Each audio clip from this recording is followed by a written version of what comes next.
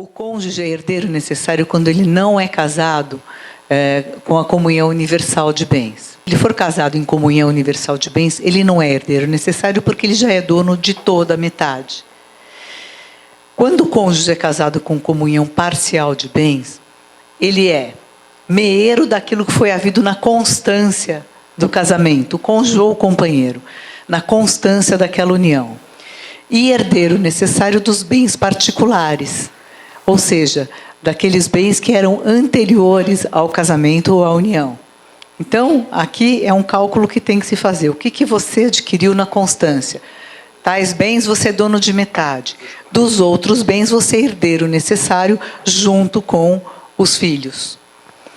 Então, nesse momento, surge uma conta até ingrata para fazer, porque são bens que vieram de família e que aquele cônjuge não colaborou para isso, mas ele acaba sendo herdeiro necessário. E como falou o Dr. Carralho, ele não pode ser deserdado, porque a palavra necessário está na lei.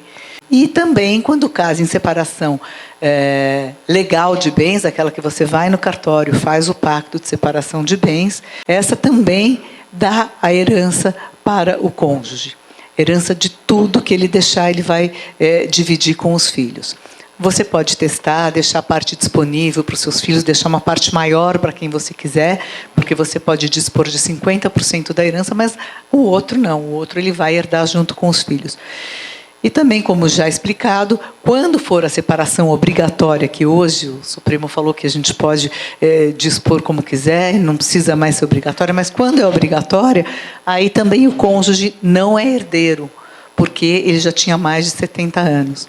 Mas tem uma súmula que o Supremo também fez para confundir a gente, dizendo que comunicam os bens havidos na constância da separação obrigatória se você prova o esforço comum.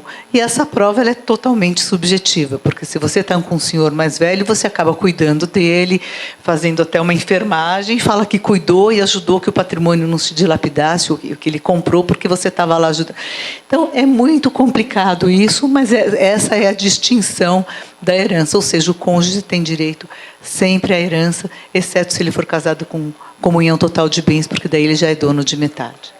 Bom, hoje, né, como a Gladys falou, né, a gente não tem como tirar o cônjuge aí como herdeiro. Uma coisa bem interessante que está previsto aí nesse anteprojeto é essa possibilidade de você, em pacto antinupcial, você afastar o cônjuge como herdeiro. Então, mais uma vez, privilegiando a autonomia da vontade das partes, né? Então, olha, a gente, nesses casos que a gente mesmo falou, né, que já é um segundo casamento, a pessoa não tem o filho com a primeira e não quer que comunique, então faz um casamento que não tenha a comunicação patrimonial, né, que é interessante que haja essa possibilidade.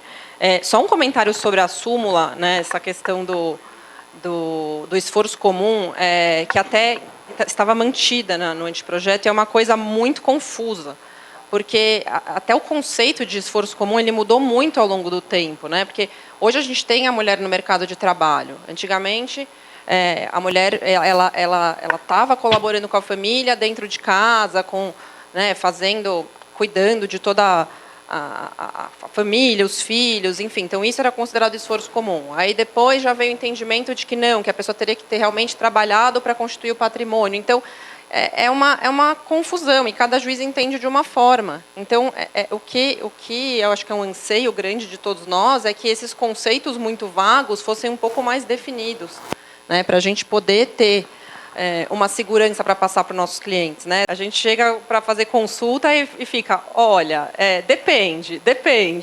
A gente fica sem ter muita segurança para passar para o cliente por causa da legislação mesmo, da forma que está hoje. Mas são 5 anos de faculdade de Direito para a gente aprender a responder, depende. Essa resposta é técnica. Mas eu acho que depende mesmo, acho que infelizmente a gente está aí. Você está falando aqui do senhor que casou com aquela senhora, tudo. Eu quero lembrar, acho que é uma realidade que tem nos escritórios de advocacia, que, Ricardo, tem muitas situações, eu tenho muitas clientes que enviam e elas, exercendo o mesmo direito que os meninos acabaram se unindo a rapazes de 40 anos, 30 anos, ela com 60, 70, então é uma outra preocupação que você tem. E é a realidade. Sabe? Sempre é uma realidade. Eu acho que hoje a gente tem que estar sempre atento ao seguinte, todas essas novas relações, elas existem por aí. Né? Hoje a gente fala de trisal como se fosse uma coisa estranha, mas é uma realidade que está aí. Existe e tem que ser contra encarada. a orientação do CNJ, mas o CNJ não interfere na intimidade do casal. E tem sido cada vez mais comum, pelo menos eu sinto no escritório, pessoas, mulheres maduras que se envolvem com rapazes mais jovens. E mais do que isso, mulheres maduras com um belíssimo patrimônio. E daí os filhos vêm e falam, pô, mas pera lá, quem trabalhou para construir esse patrimônio foi meu pai.